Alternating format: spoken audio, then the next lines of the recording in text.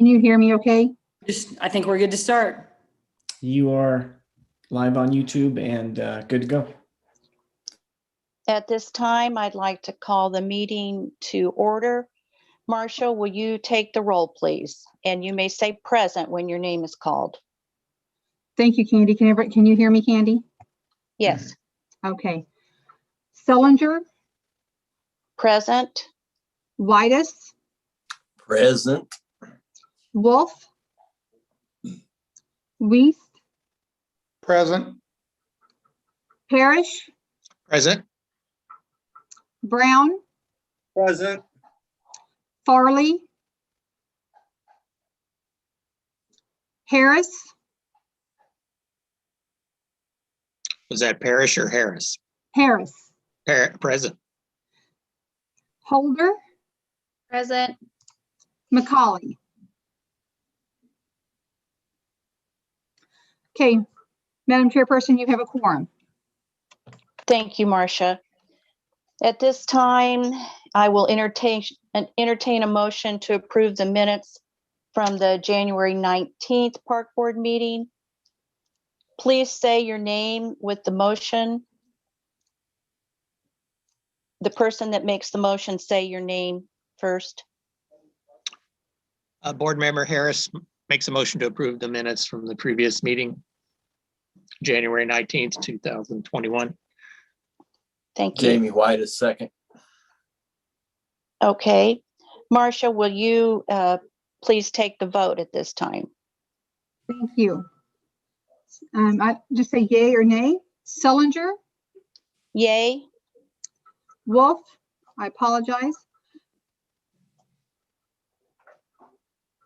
Brown, Yay.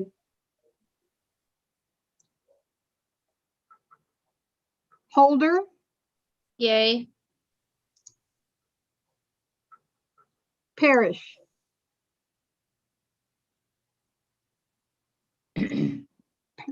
Parrish? Yes.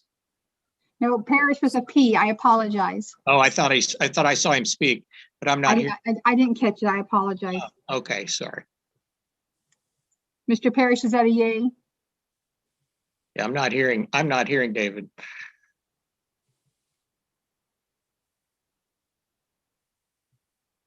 David, your audio's off.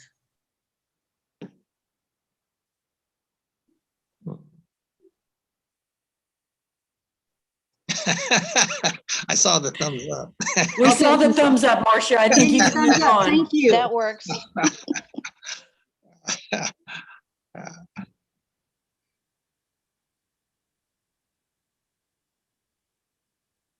Marcia, Madam Chairperson, that has passed. Scott Weist.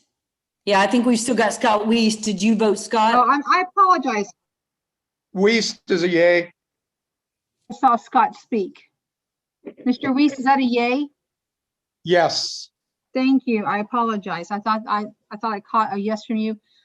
Okay, Madam Chairperson, that motion has carried. Thank you, Marcia. At this time, Cindy will give us a review of the park financials. Cindy? Cindy, before you do that, I apologize for interrupting.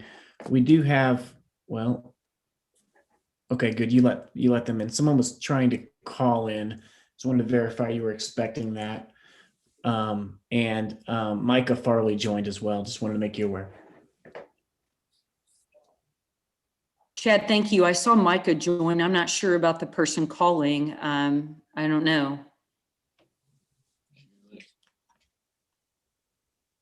I can ask I them. guess I'll move on to the financials if that's okay, Chad. Sure, go right Hey, ahead. it's Scott that called in. I was just my computer was slow, so I'm here now. Well, we have a full group now. Scott and Micah have joined us, so thank you guys. Candy has just asked me to present the financials, so I'll try to be brief, but this was the year-end financials, so I always look forward to year-end financials. This year was obviously very different than previous years, but there was some good news if you all have had a chance to look at this. So that first category of the facilities, So 2020 finished the year at 79% compared to the previous year. So we considered that a pretty big victory, considering we didn't have day camp and we had reductions in revenue at the tournaments and concessions in April and May. Obviously really impacted by the campground operations and pools. So we considered 79% a victory. Moving on to that next category of ball programs. So we finished the year at 74% compared to 2019. That reflected our spring soccer season being canceled, and then our baseball was impacted as well. So again, thought that was positive. So total revenues ran about 78% compared to last year. And we finished the year overall 84% of our expenditures. So, again, I thought that was great. What we tried to really do, as we've talked about the last several months, is minimize any of our expenditures where we could in the operation, and also prioritize, honestly, programs that produce revenue to help offset some of the things, expenses. And then lastly, I always like to reach out to finance department and hear what they have to say about how we did. And so I get a little report from Stacy, and overall our revenues were down 546,000 and expenses were down 402,000. So that's a net change of 144,000. But when you factor out the general fund, our operation was only down $3,670. So Jamie and Stacy both had positive things to say about that. So Candy, I think that kind of provides a large overview of the year in financials, and I'd be happy to answer any questions. Thank you, Cindy. At this time, we'll entertain questions.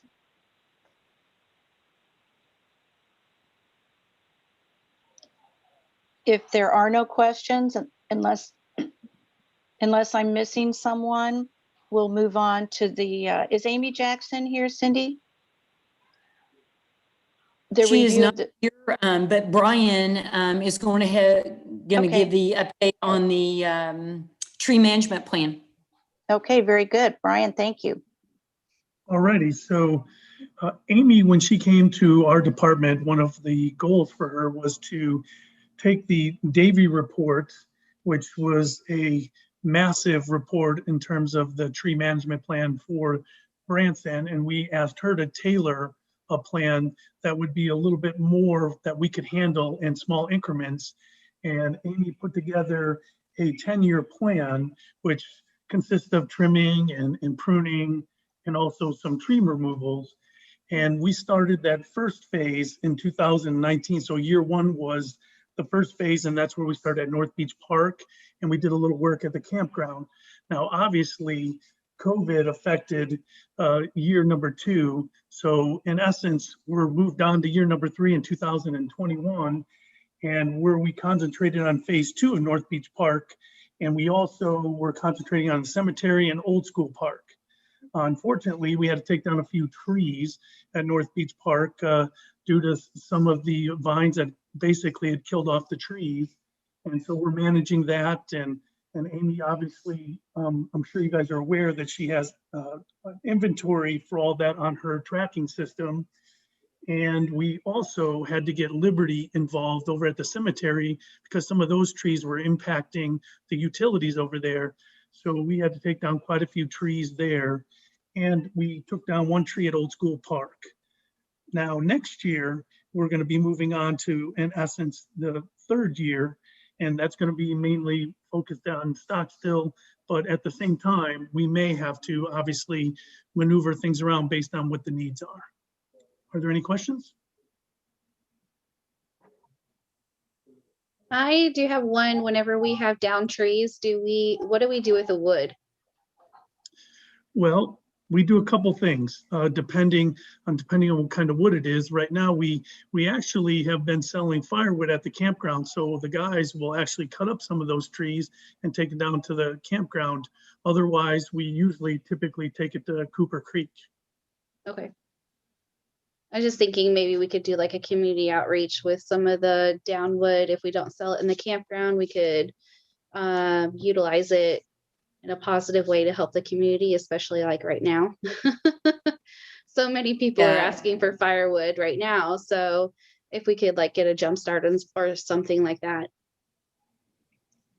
Yeah, Jennifer, let me respond to that. I think that's a great idea. And please know there are times we have done that, especially at flooding at Stockstall. We've piled it up in the parking lots and just told people to come and get it. And so I think there are definitely opportunities because we would never want that to go to waste. And so it's kind of a win-win for the community. So we'll continue to look for opportunities for that if we're not using the firewood. I'd like to just piggyback a little bit and then ask Clark. Clark's very familiar with the report that was done when he was on the tree board. They commissioned that report, and Brian definitely focused on the pruning efforts. But one of the things he didn't mention is the really positive is our reforestation efforts. I mean, that's obviously the big part of it as well. And Clark, I mean, you've been planting a lot of those trees yourself, and so I don't know if you want to kind of echo some of the things that Brian said or go beyond that. I could just mention a couple things, I guess. When we hired Davey to do that, the tree board did, of course, they were able to do most of the parks. Originally, we would have liked to have done all of the right-of-way areas within the city too, so we could start looking at some right-of-way tree plantings too. That's a little out of the purview of the park board, of course, at this point, but there are lots of opportunities, and Amy's aware of them, of reforesting, and she's worked real good with Relief out of St. Louis, and we've been able to obtain some. And of course, we replanted down at Iserman all along there, the little road that goes between the senior center and where the recycle center used to be there in that area. So there's been some good activities there, and Amy's got some great plans, and with the tree keepers group that meets, why she's got us all lined up when spring finally ever gets here to start into some more planting and some pruning and stuff. And so we always encourage anyone that knows someone who would like to be a part of the tree keepers to be sure and just let Amy know, or send an email to Cindy and she can send it on to Amy. And then and so that the information from the Davey report was done very well. They do this all over the country. And so there is a great database there, and Amy's now utilizing it, taking out the old trees and then putting in areas where there's new ones. So you really have to know what you have and what condition it's in. And so Davey provided that basic information, then Amy can add to it with her skills and knowledge. So it's a great program. It's doing good.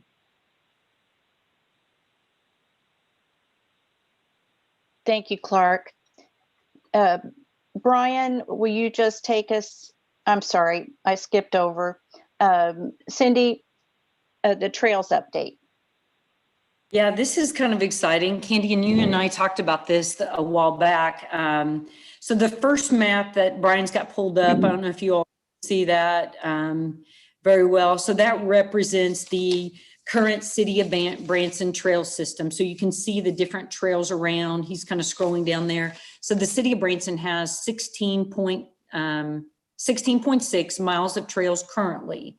And the biggest area, the concentrated area that you could see is Lakeside Forest, and that's 5.3 miles.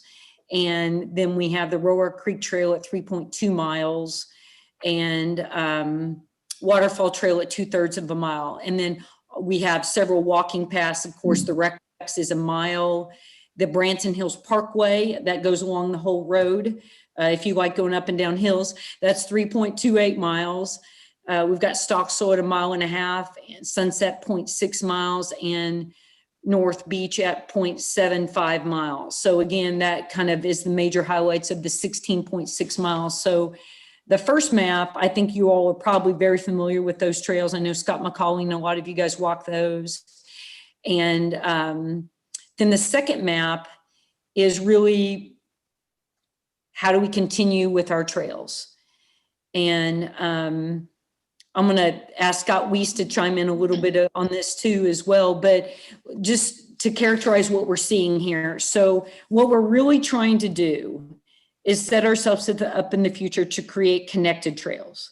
So you can see, and Brian, can you, yeah, there you go. So it really, what we're seeing in these red dashes is different routes to connect the Rower Creek Trail further and connect them actually. And so you're seeing two different options there.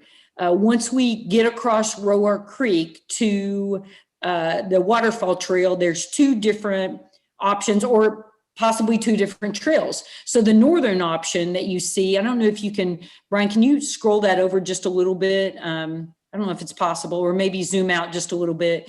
The northern option is once you get to the waterfall trail, then it would go through Westgate, and then it would go through the Bicknell family. And I'm not sure there are easements set up with that yet. There you go, Brian. Great. So you can see there's a large portion of the Bicknell family, and I'm not sure if any of you all know them. I do not. And then it gets to the Henning Conservation Trail, which you would have to connect. Henning would either have to build a connector trail, or the city would build a connector trail to Henning. So that is kind of the northern option.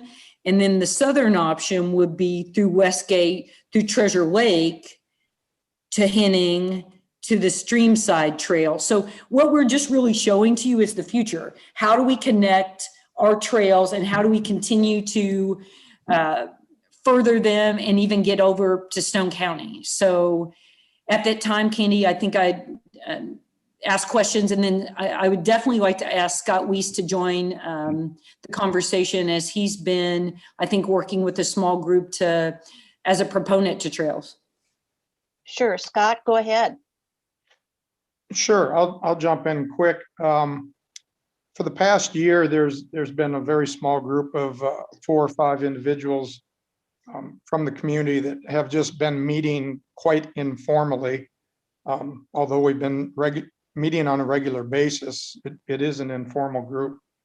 And really the focus and discussion simply is how to pull the concept of continuation with trail building, marketing trails in the area. Where can we, how can we possibly as an informal group become formal? Maybe in such a way that we're a conduit for funding, for development, for building, and most importantly, for continuation, for trail care. This group is made up of kind of a diversified, they all have trail interest, but it's diversified. Biking, running, hiking, whatever it might be, kind of interests. And the interests also cover a range of age groups. So there's those that would be thinking more of our more mature aged folks. And there's a member of the group that is highly tied into the youth community and how those folks could be, we could do things that allow them to better utilize the trail systems. On even a bigger scope, I think the vision, if there is a vision right now, is just looking at where there's successes going on. So what Cindy just shared with you are obvious successes with some vision. We want to be able to dovetail into that. We also want to be able to learn from the things being done in Springfield, Ozark Greenways, Frisco Trails, what's being done in Northwest Arkansas. Obviously, some of those areas are quite mature and have incredible funding and finances available to them. We feel like this might be a pipe dream in some sense, but if you don't have a dream, you don't get anywhere.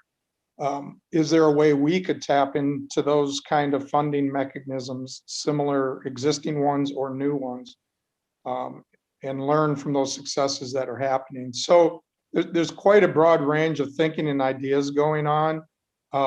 Really not a lot of traction right now, although Cindy, I hope you don't mind I'm going to share that Cindy joined us on a breakfast a little more than a month ago, just as we discuss and brainstorm. I think one of our questions to Cindy as this informal group, excuse me, was what low-hanging fruit might be out there that we could somehow assist with come alongside in some way and help create victories and, build on top of victories in this whole idea. So I know trails are not a new idea for the area by any means, but I think maybe we've lost a little traction over time. And this informal group I'm talking about not only is citizens from the area that just care about expanding and broadening the quality of life in the area, but quite a few of them have ties from a business perspective in the area too. And I think we see financially the positive that comes from the impact that's being made in the Springfield area in Northwest Arkansas. And some of us are quite aware that there are a lot of people that drive right past Branson to both of those locations I just mentioned, because that's where their destination is. They're heading there for the trail purpose, and they're passing Branson when we do have and should have equally great trail offerings for these people. I'm going to put Jamie Whitus a little on the spot, maybe. I don't know if he can speak to it tonight or not, but obviously we know there's a recent, I'm sure, economic impact in the area following or, in the midst of this COVID crisis with our tourism businesses and stuff in the area. So it's not like we're looking to replace anything, theater shows or anything like that with trails. But I think we just see that there might be another segment to emphasize even more. I know our experience in our resort operations this past year certainly saw more and more people asking for and looking for outdoor activity in the area. I hate to a degree hearing that because it did have an impact on our theaters and shows, but given the circumstances of the health situation, I think that was a natural. Hopefully that turns itself back around this next year, this current year, this next season anyway. But I think the outdoor aspect of things in the area are just going to get more and more emphasized. So Cindy, I thank you for allowing me to share a little bit. If anybody's got an interest, they can reach out to me. Really, all I would do is give you a date when we meet again. We don't have a regular meeting schedule quite yet. We meet for breakfast, usually downtown Branson, and just discuss this. So hopefully we can get more organized. Thank you. Thank you, Scott. Does anyone have any questions for Scott or Cindy on the trails? Scott, I would just say that you may want to reach out to the Bass Pro Base Camp. They may be able to help financially. I know that Johnny Morris has set aside quite a bit of money for conservation and getting people outside. That's kind of been his push here lately, as of late. So maybe get connected with somebody up there to might help ease the financial burden. It's still keeping local money local, which is something that I know is kind of what people want. So that might be a starting point. No, that's a good, that's why. No, that's why we've been meeting. And every time we meet, new ideas, just like what you're sharing, come up and keep kind of populating our thoughts and our lists. So that's great. Yeah. I wrote it down and that hasn't been added to our list, but it is now. Yeah, So he's definitely been, there's been a big push here lately.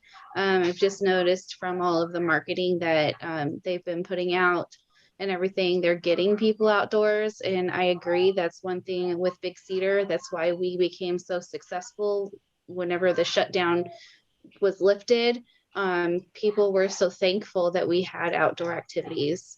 And so they weren't being housed in, confined spaces, but they were actually being able to get out and walk the trails and canoe and kayak and boat and all sorts of things. So I would just maybe see if you can't reach out to somebody at base camp or with his conservation and see maybe if there's something that you can do there. Thank you, Jennifer. Can I Hey, say this is something? the others. Oh, go Yeah. ahead, Scott. Sorry. That's okay. I'll be really quick.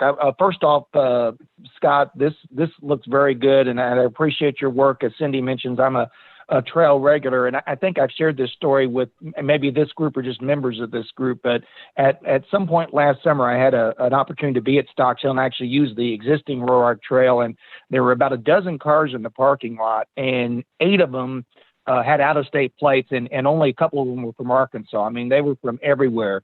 The fact of the matter is, when people travel to areas, they look for things like this. They look for outdoor recreation, and they look for that. And I even noticed that trend before COVID hit. And I think we've got, in the future, we've got a real opportunity here to capture a market that I think people would come to. You know, these trails exist.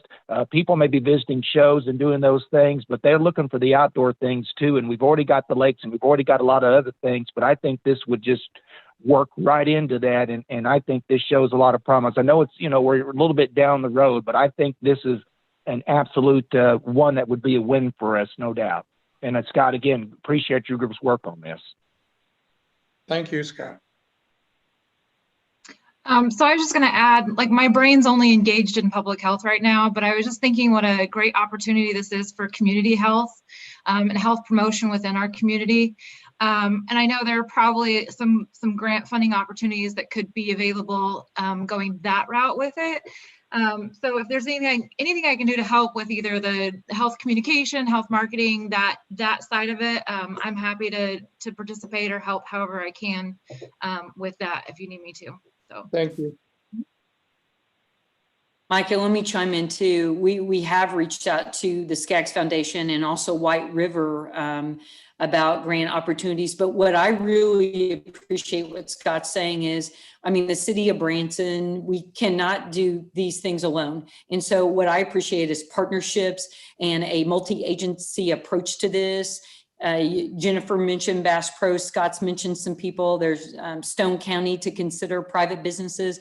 And I think, you know, that's what potentially his group can bring about, whereas we concentrate on, the city concentrates on our parks or public areas. And we all try to, if we can create a big plan like this, how do we hook everybody up and how do we keep moving forward as far as connectivity? So that was my goal in kind of showing this to you. And I think definitely it's about partnerships.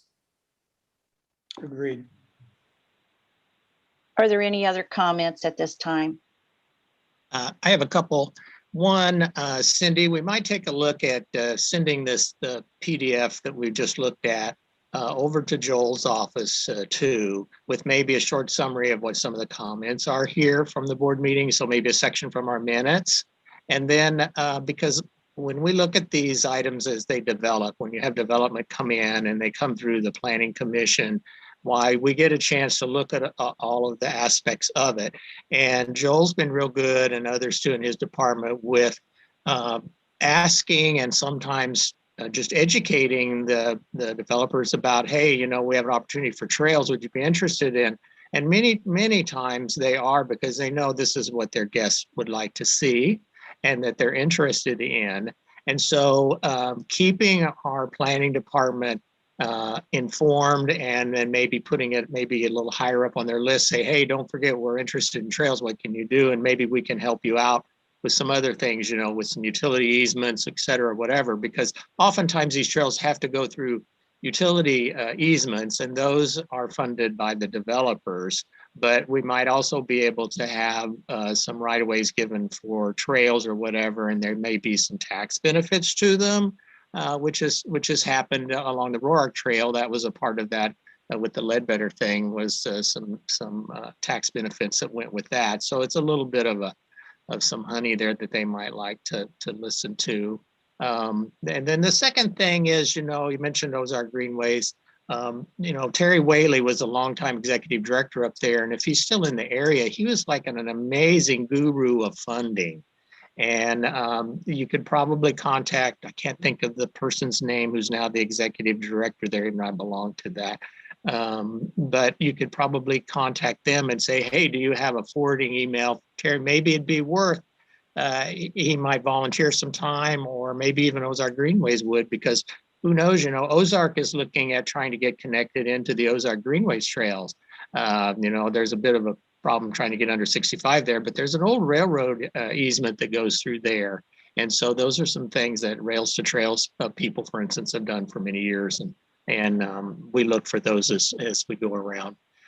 So anyway, the Joel thing with that, if you'd send that PDF and a couple comments to him, and you could just tell him, that I had brought that up and wanted to take a look at it, then maybe I'll talk to him a little bit more about that, and then have somebody contact the Ozark Greenways. They just may volunteer, and then Scott, you might, be able to set up a little more formal meeting. Cindy could find a time and you guys could meet out there and do that, and I'd be happy to come out too at any time you needed something.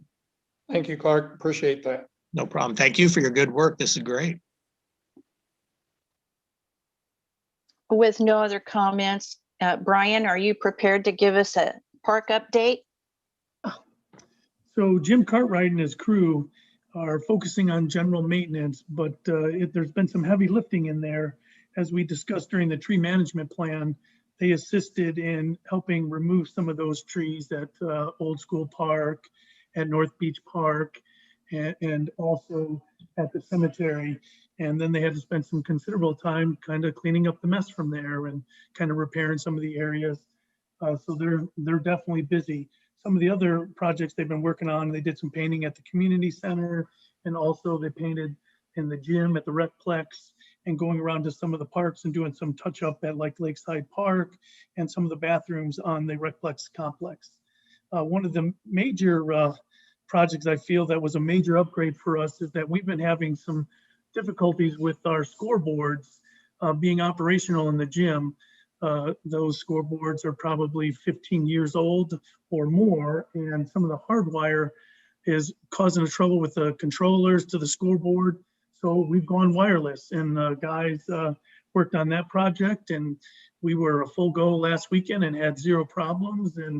And prior to that, we've had nothing but problems almost on a weekly basis. So that was obviously a positive upgrade for the department. Any questions?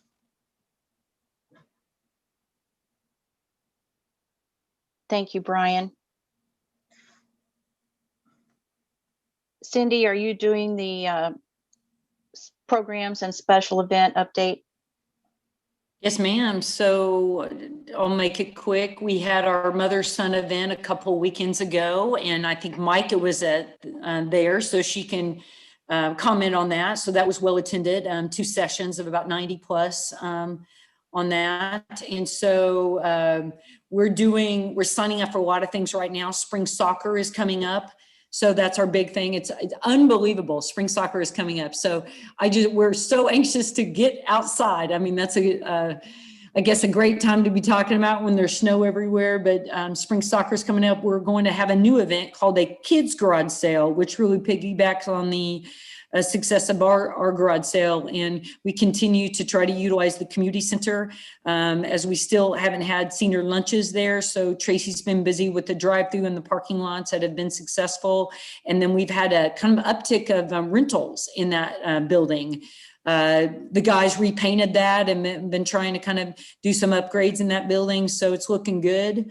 Our spring break camp is coming up in March, and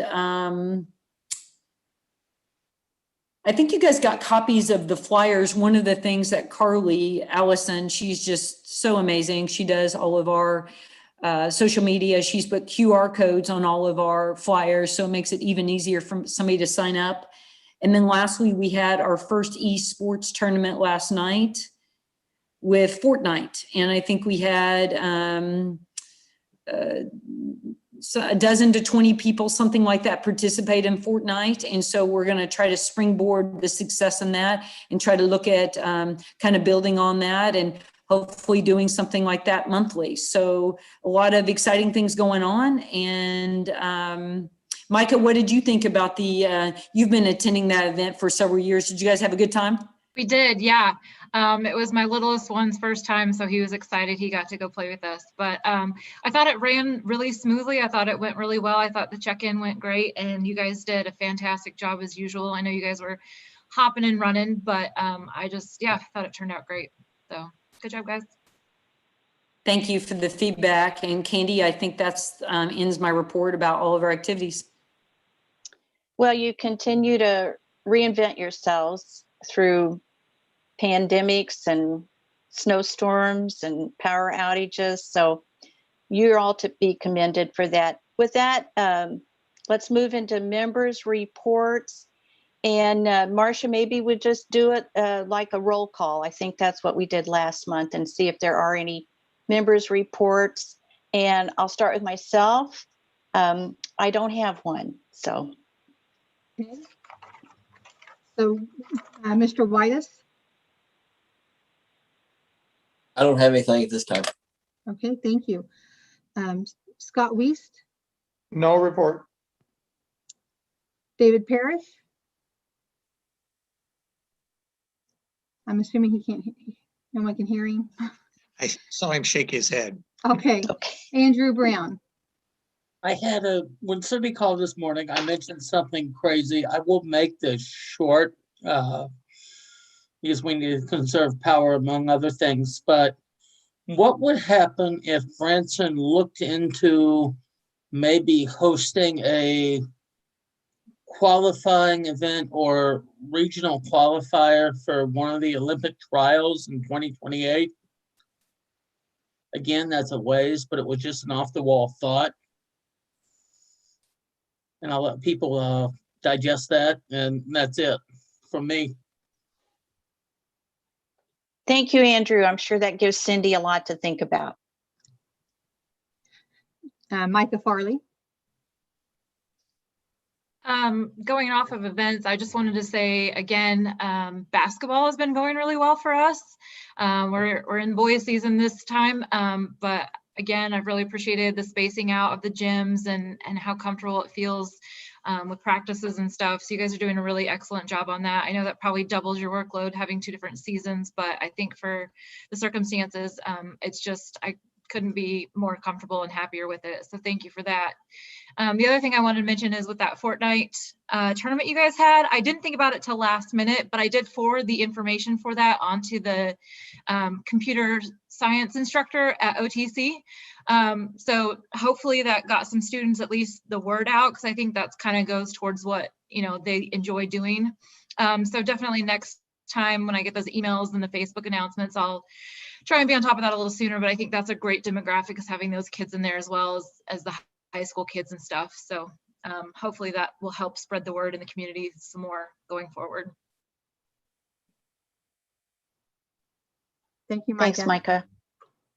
Clark Harris. Simply kudos again to Cindy and to Brian for being able to get so much of this going on while the pandemic's going, and now the weather situation and everything else. You guys, as Candy said, have just reinvented yourselves and really helped a lot. And I know the guys, Jim and the crew, worked hard for all that. So yeah, oftentimes we don't get to see some of their stuff immediately, but I know that they do just amazing stuff. So thanks again. Thank you, Clark. Jennifer Holder. The only thing that I was thinking about with events, there is an organization that used the community center before. My foster son absolutely loved it. It was a Nerf war, and maybe we could think about doing like a Nerf war tournament or something in the future. Just a crazy thought, because, you know, kids, they hate being cooped up inside, and so you can actually, instead of like, you know, paintball obstacles, you can make like inflatable obstacles. We can recycle some of the things that were used in the hayride and everything. We could do it outside, so we're not cooped up in a gym. But I think that would be kind of fun to do, like maybe in the fall or something, just have a little Nerf war tournament, so to speak. That's about it. Hey, Jennifer, let me chime in real quick. I think that's a great idea. I did try to team with those folks, and I think they've left the area. Dang. I don't know if you have a contact. I really do, because I love that. I remember I was trying to do something in our gym. This is several years ago for our day camp, but I think that's a great idea. Thanks for the suggestion. Yeah, my like I said, my foster son and our neighbor at the time, that's all we did all summer long when he was with us, is our entire apartment complex that we lived in. We just had Nerf wars like all the time. I'm pretty sure I invested a couple $100s in those Nerf darts. and I haven't seen half of them, but it's okay. And like we just picked up Nerf guns at thrift stores and garage sales and everything, and just have like a plethora for all the kids to play with. And I tell you what, it was like the best fun we've ever had. So I will check through my email and see if I can find an email from them. It's kind of sad that they did go away. I think their name was Mastermind Entertainment or something like that, but I'll look through my email and see if I can find something for you. And last, Scott McCauley. Just want to really quickly echo what Candy and Clark and several others have said. Just continued kudos to everybody at the Parks Department, Cindy and your crew for, I think the word I was looking for earlier was resourceful, finding ways to be viable and keep programs going for the community. I know nothing about esports, but I do know esports are very, very popular, and the fact that we're getting in on that, I think, is going to be something we're going to benefit from. And again, Scott, thank you for your great work on the trails. I think that's got a lot of promise too. That's it for me. Thank you, Scott McCauley. At this time, I would like to entertain a motion to adjourn the meeting. And would you state your name, please? Scott McCauley made the motion. Clark Have a Harris, second? Oh, never mind. Thank you. Marcia, do we need to go through the roll to see if we've got a vote, a majority I think if vote? anybody objects, we can ask for any objections, and outside of that, it's a pass. Okay, it's a pass then. Thank you, everyone, for attending. Thank you, Cindy and Brian, for all you do. Thank you, guys. Guys. Thanks, guys. Big game.